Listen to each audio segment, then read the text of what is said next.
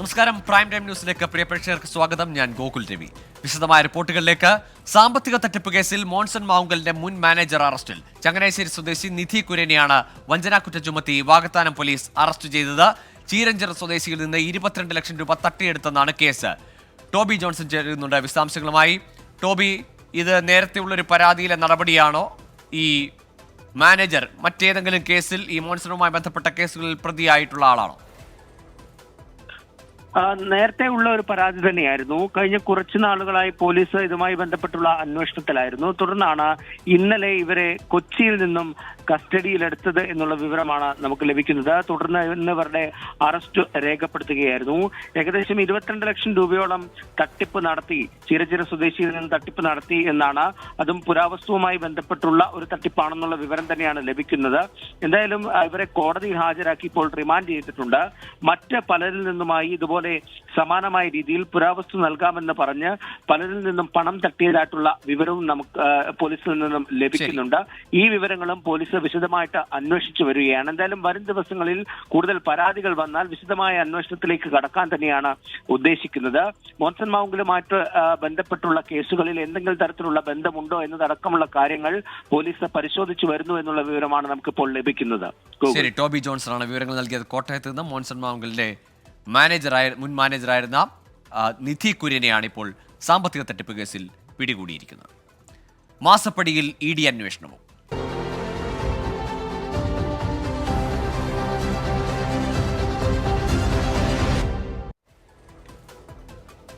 മുഖ്യമന്ത്രിയുടെ മകൾ ഉൾപ്പെട്ട മാസപ്പടി ആരോപണത്തിൽ കേസെടുത്ത എൻഫോഴ്സ്മെന്റ് ഡയറക്ടറേറ്റ്.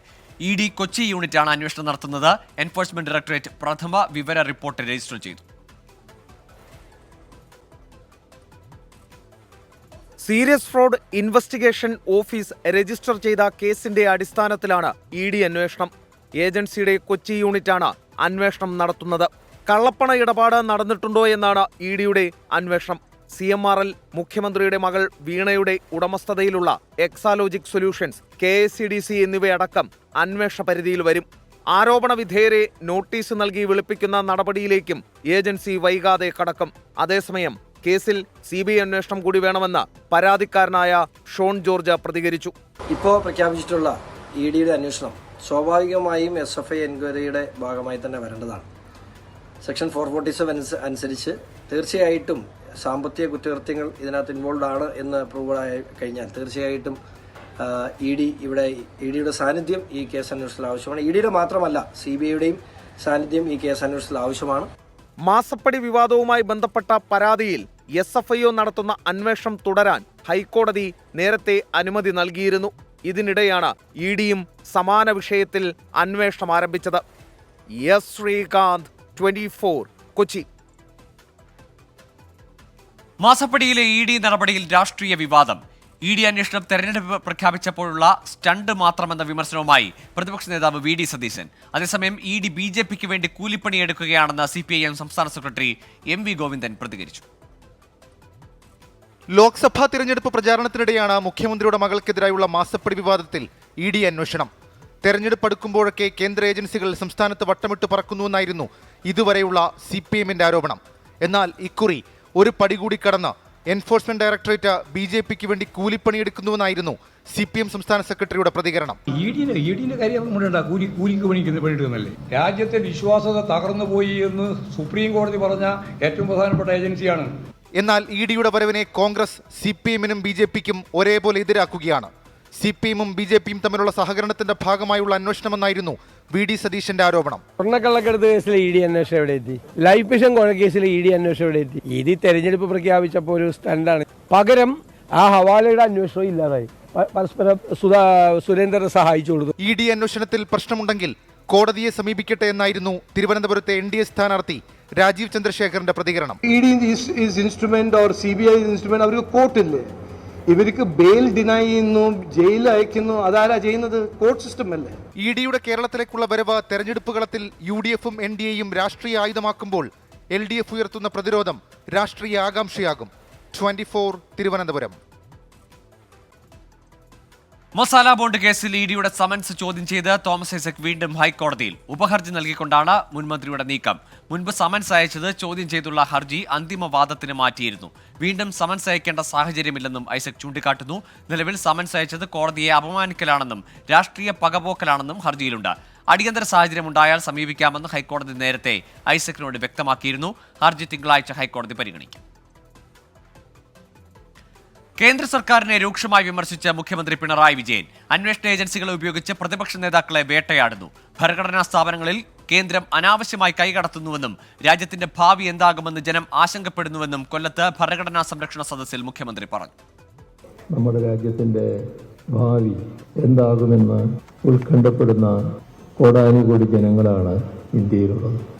ഭരണഘടനാ സ്ഥാപനങ്ങളെപ്പോലും നിശ്ചേഷ്ടമാക്കുന്ന നടപടികളാണ്. എല്ലാറ്റിലും അനാവശ്യമായ കൈകടത്തലും സ്വതന്ത്രമായ പ്രവർത്തനം നിഷേധിക്കലുമെല്ലാം നമ്മുടെ രാജ്യത്ത് നടന്നുകൊണ്ടിരിക്കുന്നു. പ്രതിപക്ഷ രാഷ്ട്രീയ പാർട്ടികൾക്ക് നേരെ തലങ്ങും വിലങ്ങും കേന്ദ്ര ഏജൻസികളെ ഉപയോഗിച്ചുള്ള ഇടപെടലുകൾ നടക്കുന്നു. ഇലക്ടറൽ ബോണ്ട് ഈ രാജ്യം കണ്ട ഏറ്റവും വലിയ അഴിമതിയാണെന്ന് പരക്കെ അംഗീകരിക്കപ്പെട്ടിരിക്കുന്നു. മദ്യനയ അഴിമതി കേസിൽ ഡൽഹി മുഖ്യമന്ത്രി അരവിന്ദ് കെജ്രിവാളിന് ഇടക്കാല ആശ്വാസമില്ല. ഇഡിയുടെ അറസ്റ്റ് ചോദ്യം ചെയ്ത് കെജ്രിവാൾ നൽകിയ ഹർജി ഡൽഹി ഹൈക്കോടതി ഏപ്രിൽ 3 മാറ്റി. ഏപ്രിൽ 2 ഇഡി മറുപടി നൽകണം. കസ്റ്റഡിയിൽ കഴിയുന്ന അരവിന്ദ് കെജ്രിവാൾ ഭരണം നിയന്ത്രിക്കുന്നതിനെതിരെ BJP ഡൽഹി പോലീസിൽ പരാതി നൽകി. അരവിന്ദ് കെജ്രിവാളിന്റെ അറസ്റ്റിൽ അമേരിക്കയുടെ പ്രസ്താവന വിദേശകാര്യ മന്ത്രാലയം തള്ളി. ഇഡിയുടെ അറസ്റ്റും കസ്റ്റഡിയും ചോദ്യം ചെയ്താണ് അരവിന്ദ് കെജ്രിവാൾ ഹൈക്കോടതിയെ സമീപിച്ചത്. അറസ്റ്റിന് പിന്നിൽ രാഷ്ട്രീയ ഗൂഢാലോചനയുണ്ടെന്നും കെജ്രിവാളിനെ ഉടൻ കസ്റ്റഡിയിൽ നിന്ന് മോചിപ്പിക്കണമെന്നും അഭിഭാഷകൻ അഭിഷേക് സിംഗ്വി ആവശ്യപ്പെട്ടു. ഇക്കാര്യം കോടതി അംഗീകരിച്ചില്ല. ഹർജിയിൽ മറുപടി നൽകാൻ ഇഡിക്ക് ഏപ്രിൽ 2 വരെ കോടതി സമയം അനുവദിച്ചു. ഏപ്രിൽ 3 കേസ് വീണ്ടും പരിഗണിക്കും. കസ്റ്റഡിയിലിരിക്കെ കെജ്രിവാൾ അയച്ച സന്ദേശം ഭാര്യ സുനിത കെജ്രിവാൾ മാധ്യമങ്ങൾക്ക് മുന്നിൽ വായിച്ചു. പലതവണ റെയ്ഡ് നടത്തിയിട്ടും ഒന്നും കണ്ടെത്താനായില്ലെന്നും കോടതിയിൽ സത്യം വെളിപ്പെടുത്തുമെന്നുമാണ് കത്തിലുള്ളത്. ईडी ने पिछले 2 साल में 250 से ज्यादा रेड मार ली. वो इस सो कॉल्ड शराब घोटाले का पैसा ढूंढ रहे हैं. अभी तक किसी भी रेड में एक पैसा नहीं मिला. കെജ്രിവാളിനെതിരായ നടപടികൾ നിഷ്പക്ഷമായിരിക്കണമെന്ന US പ്രതികരണം അനാവശ്യമാണെന്ന് വിദേശകാര്യ മന്ത്രാലയം പ്രതികരിച്ചു. US acting chief of mission Gloria ബാർബനെ വിളിച്ചു വരുത്തിയാണ് പ്രതിഷേധം അറിയിച്ചത്. ആഭ്യന്തര വിഷയങ്ങളിൽ ഇടപെടുന്നത് അംഗീകരിക്കാനാവില്ലെന്നും വിദേശകാര്യ മന്ത്രാലയം വ്യക്തമാക്കി. കസ്റ്റഡിയിൽ ഇരുന്നുകൊണ്ടുള്ള കെജ്രിവാളിന്റെ ഭരണനിർവഹണത്തിനെതിരെ BJP സംസ്ഥാന അധ്യക്ഷൻ വീരേന്ദ്ര സച്ദേവ ഡൽഹി പോലീസ് കമ്മീഷണർ സഞ്ജയ് അറോറയ്ക്ക് പരാതി നൽകി. ഇന്ന് പ്രത്യേക സമ്മേളനത്തിനായി ഡൽഹി നിയമസഭ ചേർന്നതിന് പിന്നാലെ ആം ആദ്മി MLA-മാർ അറസ്റ്റിനെതിരെ പ്രതിഷേധിച്ചു. ഗോവയുടെ ചുമതലയുള്ള ആം ആദ്മി പാർട്ടി നേതാവ് ദീപക് സിംഗ്ലയുടെ ഡൽഹിയിലെ വസതിയിലടക്കം ഇഡി ഇന്നും പരിശോധന നടത്തി. 24 ഡൽഹി. ഇനി തെരഞ്ഞെടുപ്പ് വാർത്തകൾ. ICL FinCorp 24 ഇലക്ഷൻ സമർപ്പിക്കുന്നത് ICL FinCorp, the intelligent choice. Powered by Asset, responsibly yours. In association with Durashine Roof and Wall Sheets, ഒരു Tata BlueScope സ്റ്റീൽ ഉൽപ്പന്നം.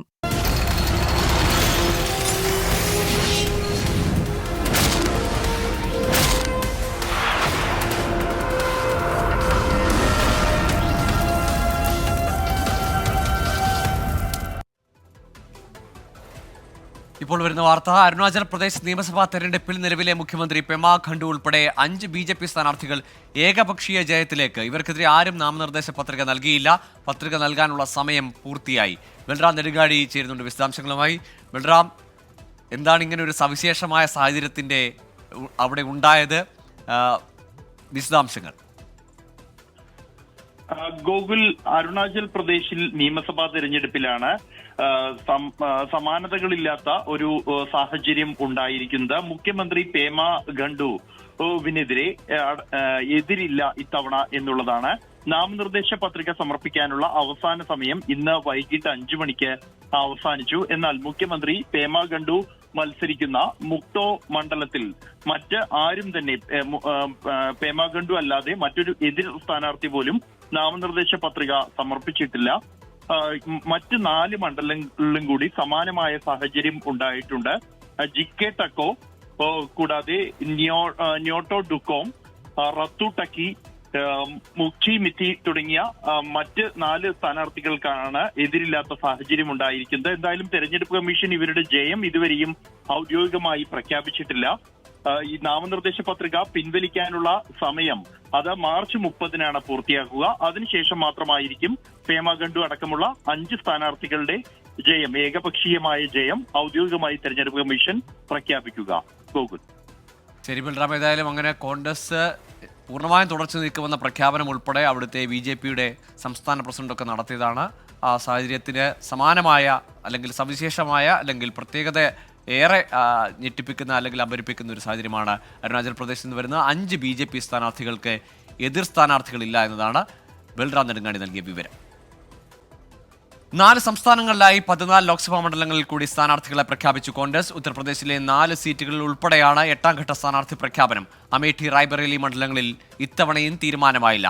നിതിൻ അംബുജൻ ചേരുന്നുണ്ട് ഡൽഹിയിൽ നിന്ന് വിവരങ്ങളുമായി. നിതിൻ, അമേഠിയും റായ്ബറേലിയും അങ്ങനെ സസ്പെൻസായി തുടരുന്നു. ഈ ഘട്ടത്തിലും തീരുമാനമെടുക്കാനാവാതെ പോകുന്നത് എന്തുകൊണ്ടാണ്? ഗോകുൽ, 4 സംസ്ഥാനങ്ങളിലെ 14 സ്ഥാനാർത്ഥികളെയാണ് കോൺഗ്രസ് ഇപ്പോൾ പ്രഖ്യാപിച്ചിരിക്കുന്നത്. ജാർഖണ്ഡ്, മധ്യപ്രദേശ്, തെലങ്കാന, ഉത്തർപ്രദേശ് എന്നീ 4 സംസ്ഥാനങ്ങളിലായി 14 സീറ്റുകളിലേക്ക് ഉള്ള സ്ഥാനാർത്ഥികളെ പ്രഖ്യാപിച്ചു. ഇതിൽ ഉത്തർപ്രദേശിൽ ഗാസിയാബാദ്, ബുലൻദ്ഷഹർ, അതോടൊപ്പം തന്നെ സീതാപൂർ, മഹാരാജ്ഗഞ്ച് എന്നീ സീറ്റുകളിലേക്കുള്ള സ്ഥാനാർത്ഥികളാണ് പ്രഖ്യാപിച്ചത്. ഇതിൽ നേരത്തെ ഗോകുൽ സൂചിപ്പിച്ച പോലെ തന്നെ അമേഠി, റായ്ബറേലി ഈ 2 സീറ്റുകൾ ഒഴിച്ചിട്ടിരിക്കുകയാണ്. അമേഠി, റായ്ബറേലി എന്നീ മണ്ഡലങ്ങളിൽ 5ാം ഘട്ടത്തിലാണ് വോട്ടെടുപ്പ്. സ്വാഭാവികമായിട്ടും അതുകൊണ്ടായിരിക്കാം ഒരുപക്ഷെ സ്ഥാനാർത്ഥി പ്രഖ്യാപനം വൈകുന്നത്. എന്നാൽ പോലും കോൺഗ്രസിന്റെ സ്റ്റാർ മണ്ഡലമാണ് അമേഠി, റായ്ബറേലി. ഈ മണ്ഡലങ്ങളിൽ രാഹുൽ ഗാന്ധി, പ്രിയങ്ക ഗാന്ധി എത്തുമെന്ന് തന്നെയാണ് ഇപ്പോൾ കോൺഗ്രസ് നേതാക്കൾ വ്യക്തമാക്കുന്ന ഒരു കാര്യം. പക്ഷേ അപ്പോഴും ഈ ചർച്ചകൾ തുടരുന്നു എന്ന് മാത്രമേ വ്യക്തമാക്കുന്നുള്ളൂ. എന്തായാലും ഒരു അനിശ്ചിതത്വം ഈ 2 മണ്ഡലങ്ങളിലും തുടരുന്നു എന്ന കാര്യത്തിൽ നിതിൻ അംബുജനാണ് വിവരങ്ങൾ നൽകിയത്. 8ാം ഘട്ട സ്ഥാനാർത്ഥി പ്രഖ്യാപനം വരുമ്പോഴും റായ്ബറേലിയും അമേഠിയും ഒഴിച്ചിട്ടിരിക്കുന്നു കോൺഗ്രസ്. അവിടെ ഇപ്പോഴും അനിശ്ചിതത്വം തുടരുന്നു. നിതിൻ അംബുജനാണ് വിവരങ്ങൾ നൽകിയത് ഡൽഹിയിൽ നിന്ന്. മഹാരാഷ്ട്രയിൽ പ്രതിപക്ഷ ഐക്യം പ്രതിസന്ധിയിൽ. സീറ്റ് വിഭജനത്തിൽ ധാരണയാകും മുമ്പ് ശിവസേന ഉദ്ധവ് വിഭാഗം സ്ഥാനാർത്ഥികളെ പ്രഖ്യാപിച്ചത് കോൺഗ്രസിനെയും NCP ശരത് പവാർ വിഭാഗത്തെയും ചൊടിപ്പിച്ചു. നേതാക്കൾ തമ്മിൽ വാക്പോര് രൂക്ഷമായി. മഹാവികാസ് അഘാഡി സഖ്യത്തിൽ ചേരില്ലെന്ന സൂചന നൽകി VBA നേതാവ് പ്രകാശ് അംബേദ്കർ 8 സ്ഥാനാർത്ഥികളെ പ്രഖ്യാപിച്ചു. ശിവസേനയുടെ ആദ്യഘട്ട സ്ഥാനാർത്ഥി പട്ടിക ഇന്ന് പുറത്തുവരുമെന്ന് നേരത്തെ തന്നെ അറിയാമായിരുന്നെങ്കിലും തർക്കമണ്ഡലങ്ങൾ ഒഴിവാക്കുമെന്നായിരുന്നു വിലയിരുത്തൽ. എന്നാൽ 17 പേരുടെ പട്ടിക ഇന്ന് പുറത്തു വന്നപ്പോൾ ഉദ്ധവ് ഒരിടത്തും പിന്നോട്ടില്ലെന്ന് വ്യക്തം. കോൺഗ്രസ് കാലങ്ങളായി മത്സരിക്കുന്ന സാംഗ്ലിയിൽ ഗുസ്തിതാരം ചന്ദ്രഹാർ പാട്ടീൽ ഉദ്ധവ് വിഭാഗം സ്ഥാനാർത്ഥി. മുതിർന്ന കോൺഗ്രസ് നേതാവ് സഞ്ജയ് നിരുപം കണ്ണുവച്ചിരുന്ന മുംബൈ നോർത്ത് വെസ്റ്റ് മണ്ഡലവും പട്ടികയിൽ. പിന്നാലെ പൊട്ടിത്തെറിച്ച് സഞ്ജയ് നിരുപം. സഖ്യം കോൺഗ്രസിന്റെ നാശത്തിനാണെന്ന് പറഞ്ഞ നിരുപം കോൺഗ്രസ് ദേശീയ നേതൃത്വത്തിന്റെ ഇടപെടലും ആവശ്യപ്പെട്ടു. സഖ്യത്തിൽ പാലിക്കേണ്ട മര്യാദ ഉണ്ടായില്ലെന്ന് പ്രതിപക്ഷ നേതാവ് വിജയ് വഡേട്ടിവാറും പറഞ്ഞു. എന്നാൽ ചർച്ചകളിൽ നേരിട്ട് പങ്കെടുത്ത കോൺഗ്രസ് നേതാക്കൾ പ്രതികരിച്ചിട്ടില്ല. സഞ്ജയ് റാവത്തിൻ്റേത് BJPയുടെ ശബ്ദമാണെന്ന് ശിവസേന നേതാവ് പ്രിയങ്ക ചതുർവേദി വിമർശിച്ചു. റാവത്ത് ആരാണെന്ന് തനിക്ക് അറിയില്ലെന്നായിരുന്നു മറ്റൊരു നേതാവായ അരവിന്ദ് സാവന്തിന്റെ പരിഹാസം. അതേസമയം NCP മത്സരിക്കാറുള്ള മുംബൈ നോർത്ത് ഈസ്റ്റിൽ ഉദ്ധവ് സ്ഥാനാർത്ഥിയെ നിർത്തിയതിൽ NCP പ്രവർത്തകർ മുംബൈയിൽ പ്രതിഷേധിച്ചു. 4 സീറ്റിൽ കൂടുതൽ വേണമെന്ന തന്റെ ആവശ്യം അംഗീകരിക്കാത്തതിൽ പ്രതിഷേധിച്ച് പ്രകാശ് അംബേദ്കർ 8 ഇടങ്ങളിൽ സ്ഥാനാർത്ഥികളെ പ്രഖ്യാപിച്ചു. നീണ്ടുപോയ സീറ്റ് വിഭജന ചർച്ചകൾക്കൊടുവിലും വലിയ തർക്കങ്ങളില്ലാതെ സ്ഥാനാർത്ഥി നിർണയം പൂർത്തിയാക്കാൻ പാടുപെടുകയാണ് മഹാരാഷ്ട്രയിൽ മഹാവികാസ് അഘാഡി സഖ്യം. മുംബൈയിൽ നിന്നും ശ്രീനാഥ് ചന്ദ്രൻ, 24. ലോക്സഭാ തെരഞ്ഞെടുപ്പിന് കേരളത്തിൽ നാമനിർദ്ദേശ പത്രികാ സമർപ്പണം നാളെ മുതൽ ആരംഭിക്കും. പ്രചാരണം 2ാം ഘട്ടത്തിലേക്ക് കടക്കുമ്പോൾ ഏപ്രിൽ 2-ന് രാഹുൽ ഗാന്ധി വയനാട്ടിലെത്തും. പ്രചാരണത്തിന് പണം കണ്ടെത്താൻ കൂപ്പൺ അടിച്ചിറക്കാനുള്ള തീരുമാനത്തിൽ തെരഞ്ഞെടുപ്പ് കമ്മീഷൻ കോൺഗ്രസിനോട് വിശദീകരണം തേടി. വയനാട്ടിലെ സിറ്റിംഗ് MP-യായ രാഹുൽ ഗാന്ധി സ്ഥാനാർത്ഥി പ്രഖ്യാപനത്തിന് ശേഷം ഇതുവരെ മണ്ഡലത്തിലെത്തിയിരുന്നില്ല. കോൺഗ്രസ് പ്രവർത്തകരെ വെള്ളം കുടിപ്പിച്ചതും സ്ഥാനാർത്ഥി എവിടെയെന്ന ചോദ്യം. NDA സ്ഥാനാർത്ഥിയായി K. സുരേന്ദ്രൻ കൂടി വന്നതോടെ കളമാകെ മാറി. ഇനി രാഹുൽ കൂടി എത്തുന്നതോടെ UDFന്റെ തെരഞ്ഞെടുപ്പ് പ്രചാരണം കൂടുതൽ സജീവമാകും. അടുത്ത മാസം 2-ാം തീയതി വയനാട് എത്തുന്ന രാഹുൽ 3-ന് നാമനിർദ്ദേശ പത്രിക സമർപ്പിക്കും. അതിനിടെ വയനാട്ടിലെ LDF UDF സ്ഥാനാർത്ഥികളെ പരിഹസിച്ച് K. സുരേന്ദ്രൻ രംഗത്തെത്തി. ഇന്ത്യ സഖ്യത്തിലെ ഒറിജിനൽ സ്ഥാനാർത്ഥി ആരെന്നായിരുന്നു സുരേന്ദ്രന്റെ ചോദ്യം. അവർ തന്നെ പറഞ്ഞിരിക്കുകയാണ് രാഹുൽജിയോട് മാറണം എന്നുള്ളത്. എന്ന് വെച്ചാൽ പരസ്പരം മത്സരിക്കുന്നതിൽ ഒരു പ്രസക്തിയില്ല എന്ന് അവർ തന്നെ സമ്മതിച്ചിരിക്കുകയാണ്. ഞങ്ങൾ ശരിയായ ഫൈറ്റ് IND മുന്നണിക്കെതിരായിട്ടാണ്. IND മുന്നണിയുടെ ഒറിജിനൽ കാൻഡിഡേറ്റ് രാഹുൽജി ആണെങ്കിൽ ഉറപ്പായിട്ടും മത്സരം രാഹുൽജിയും ഞാനും തന്നെ. അതേസമയം കോൺഗ്രസിന് തലവേദനയായി നേതാക്കളുടെ കൊഴിഞ്ഞുപോക്ക് തുടരുകയാണ്. തൃശൂരിൽ മുൻ ദേവസ്വം ബോർഡ് പ്രസിഡന്റ് ഉൾപ്പെടെ 4 പേർ BJPയിൽ ചേർന്നു. പാലക്കാട് DCC മുൻ ജനറൽ സെക്രട്ടറി ഷോർണൂർ വിജയൻ CPIM-ൽ ചേർന്നു. ജില്ലാ നേതൃത്വം പറഞ്ഞ പൊതുവേ വിയോജിപ്പെന്ന് പറഞ്ഞാൽ ജില്ലാ നേതൃത്വം ഞാൻ പഠിച്ചപ്പോൾ ആർക്കും ആരോടൊരു ആത്മാർത്ഥതയില്ലാത്ത ഒരു സമീപനമെന്ന് എപ്പോഴും എനിക്ക് വിലയിരുത്താൻ കഴിഞ്ഞിട്ടുണ്ട്. അംഗീകരിക്കേണ്ട ആളുകൾ അംഗീകരിക്കാതിരിക്കുക, ചില ആശ്രിത വത്സലരെ ഓരോ നേതാവിനും ഓരോ ഗ്രൂപ്പായിട്ട് എനിക്ക് ഫീൽ ചെയ്യുന്നു. ഓരോ നേതാവിനും ഓരോ ഗ്രൂപ്പാണ്. സാമ്പത്തിക പ്രതിസന്ധി രൂക്ഷമായതിനെ തുടർന്നാണ് കൂപ്പൺ അടിച്ച് പണപ്പിരിവ് കോൺഗ്രസ് തീരുമാനിച്ചത്. എന്നാൽ ഇത് മാതൃകാ പെരുമാറ്റച്ചട്ടത്തിന്റെ ലംഘനമാണെന്ന് ആരോപിച്ചാണ് കോൺഗ്രസിനോട് തെരഞ്ഞെടുപ്പ് കമ്മീഷൻ വിശദീകരണം തേടിയത്. 24 തിരുവനന്തപുരം. ഇന്ത്യൻ തെരഞ്ഞെടുപ്പ് സംവിധാനത്തിൽ തോറ്റു പുറത്തായതാണ് ബാലറ്റ് പെട്ടി. ജവഹർലാൽ നെഹ്റുവിനെയും ലാൽ ബഹദൂർ ശാസ്ത്രിയെയും ഇന്ദിരാഗാന്ധിയെയും ഒക്കെ അധികാരത്തിലെത്തിച്ച ആ പെട്ടി പുതിയ തലമുറയ്ക്ക് കേട്ടുകേൾവി മാത്രമായിരിക്കും. വോട്ടിംഗ് യന്ത്രങ്ങൾക്കും വിവിപാറ്റിനും മുമ്പുണ്ടായിരുന്ന ആ പെട്ടിയിലേക്കൊന്ന് പോയി വരാം. രാജ്യം വീണ്ടും ഒരു പൊതു തെരഞ്ഞെടുപ്പിലേക്ക് നീങ്ങുകയാണ്. ഇലക്ട്രോണിക് വോട്ടിംഗ് മെഷീനും വാർത്തകളിൽ ചർച്ചയാകുന്നു. ആദ്യകാല തെരഞ്ഞെടുപ്പിൽ വിധി നിർണയങ്ങളെ സ്വാധീനിച്ച, വിധി പറഞ്ഞ ഒരാളുടെ കഥയിലേക്കാണ് ഇനി.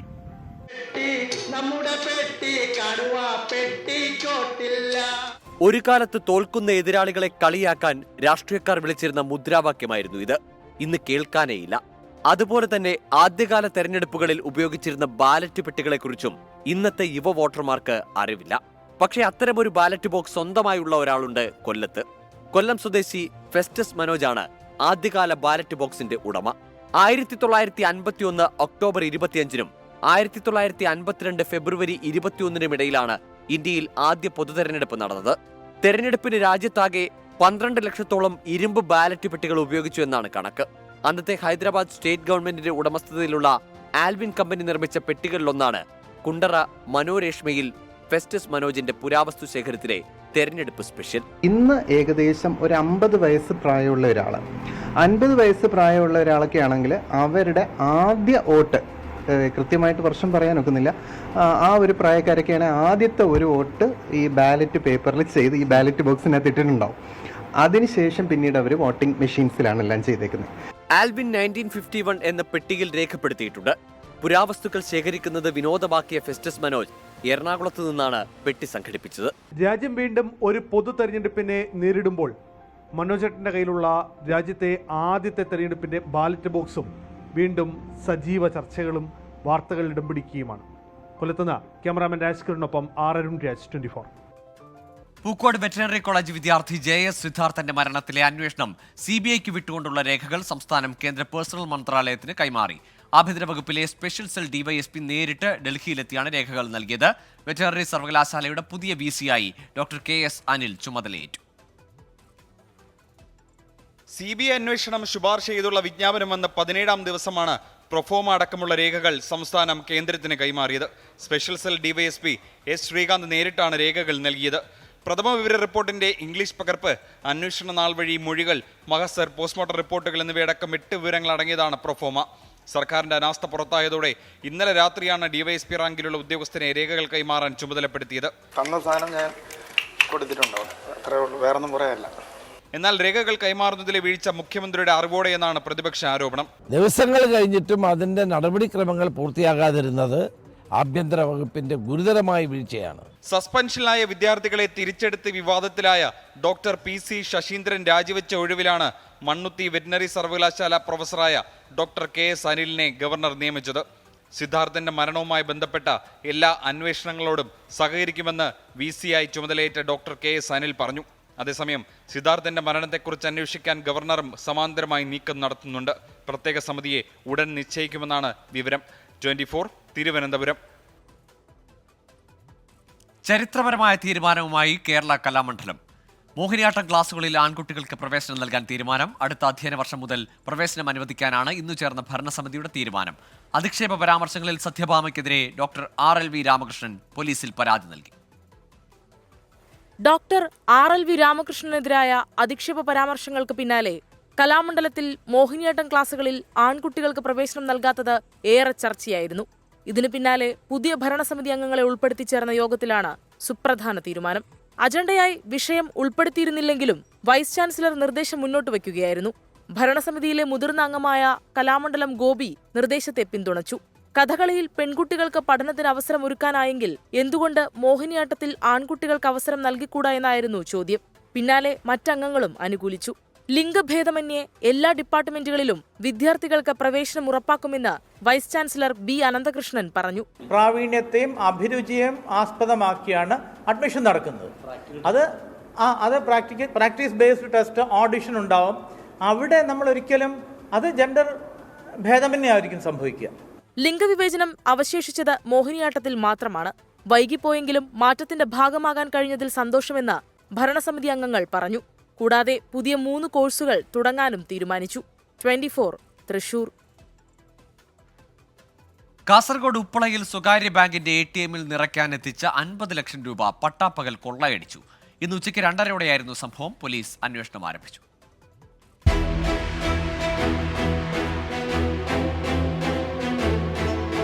ഉപ്പള ബസ് സ്റ്റാൻഡിന്റെ മുൻവശത്തുള്ള ആക്സിസ് ബാങ്കിന്റെ ATMൽ നിറയ്ക്കാനാണ് സ്വകാര്യ ഏജൻസിയുടെ വാഹനത്തിൽ പണമെത്തിച്ചത്. വാഹനത്തിന്റെ ഏറ്റവും പിന്നിലെ അറയിലായിരുന്നു പണം. വാഹനം ഉപ്പളയിലെത്തിയപ്പോൾ ATMൽ നിറയ്ക്കാനുള്ള 50 ലക്ഷം രൂപയുടെ 2 കെട്ടുകൾ ജീവനക്കാർ മധ്യഭാഗത്തെ സീറ്റിലേക്ക് മാറ്റി. തുടർന്ന് 50 ലക്ഷം രൂപ ATMൽ നിറയ്ക്കാനായി ജീവനക്കാർ വാഹനം പൂട്ടി ATM കൗണ്ടറിലേക്ക് പോയി. ഈ സമയം സീറ്റിൽ വെച്ചിരുന്ന 50 ലക്ഷം രൂപയാണ് വാഹനത്തിന്റെ ചില്ല് തകർത്ത് മോഷ്ടാവ് കവർന്നത്. അശ്രദ്ധമായ രീതിയിലാണ് ഏജൻസി പണം കൈകാര്യം ചെയ്തതെന്ന് പോലീസ് പറഞ്ഞു. ATMൽ പണം നിറയ്ക്കാൻ പോകുമ്പോൾ സുരക്ഷാ ഉദ്യോഗസ്ഥൻ കൂടെയുണ്ടാകണം. എന്നാൽ ഇവിടെ അത്തരം മുൻകരുതലുകൾ സ്വീകരിച്ചില്ല. കരാറെടുത്ത കമ്പനിയുടെ 2 ഉദ്യോഗസ്ഥർ മാത്രമാണ് വാഹനത്തിലുണ്ടായിരുന്നത്. സുരക്ഷാ ഗ്രില്ലുകളും വാഹനത്തിലില്ലായിരുന്നു. മോഷ്ടാവിനായി അതിർത്തികളിൽ ഉൾപ്പെടെ പോലീസ് പരിശോധന ആരംഭിച്ചു. സംശയാസ്പദമായ സാഹചര്യത്തിൽ ഒരാൾ ബാഗുമായി പോകുന്ന CCTV ദൃശ്യങ്ങൾ പോലീസിന് ലഭിച്ചിട്ടുണ്ട്. 24 കാസർഗോഡ്. കേരളത്തിൽ നാടകവേദിക്ക് വലിയ പ്രോത്സാഹനം നൽകുന്ന നഗരമാണ് തൃശൂർ. അന്താരാഷ്ട്ര നാടകോത്സവത്തിന്റെ സ്ഥിരം വേദി. ഓരോ വർഷവും പുതിയ പ്രമേയങ്ങളും പരീക്ഷണങ്ങളുമായി ലോകത്തിന്റെ വിവിധ ഭാഗങ്ങളിൽ നിന്ന് നാടക സംഘങ്ങൾ തൃശൂരിലെത്തുന്നു.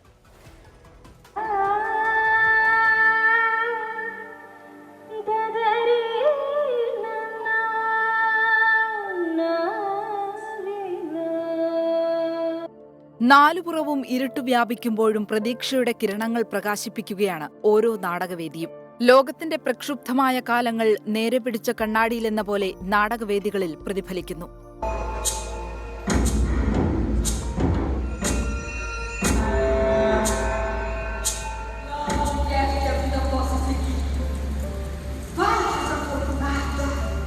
അന്താരാഷ്ട്ര നാടകോത്സവത്തിന്റെ സ്ഥിരം വേദി. സാംസ്കാരിക നഗരിയുടെ തിയേറ്റർ ഭ്രമത്തെ അടയാളപ്പെടുത്താൻ ഇതിലേറെ എന്തുവേണം?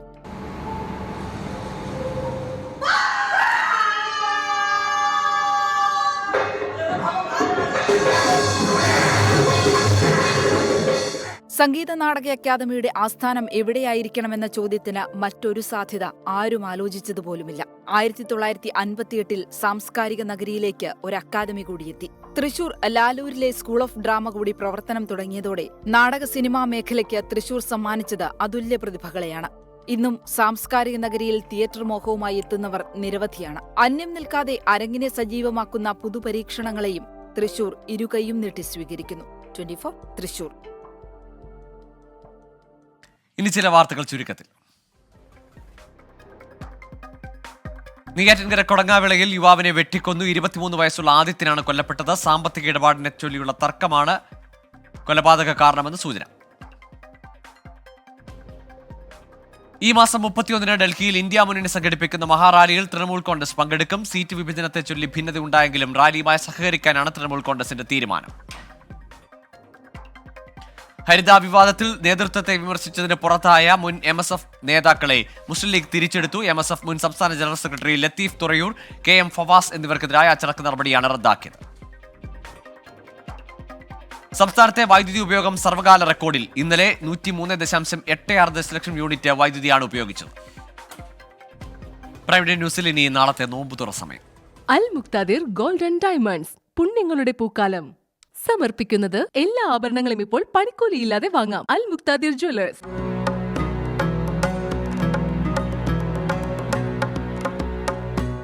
അൽ മുക്താദിർ ഗോൾഡ് ആൻഡ് ഡയമണ്ട്സ് നോമ്പുതുറ സമയം സമർപ്പിക്കുന്നത് എല്ലാ ആഭരണങ്ങളും ഇപ്പോൾ പണിക്കൂലിയില്ലാതെ വാങ്ങാം. Al Muqtadir Jewellers.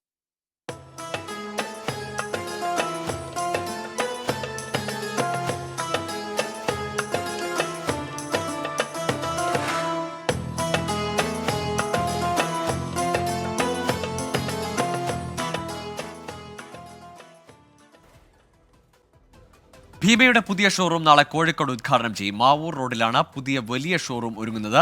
Design studio, bridal launch ഉൾപ്പെടെ സജ്ജീകരിച്ചിട്ടുണ്ട്. നാളെ രാവിലെ 10:30 ആത്മാരാമനാണ് ഉദ്ഘാടനം നിർവഹിക്കുക.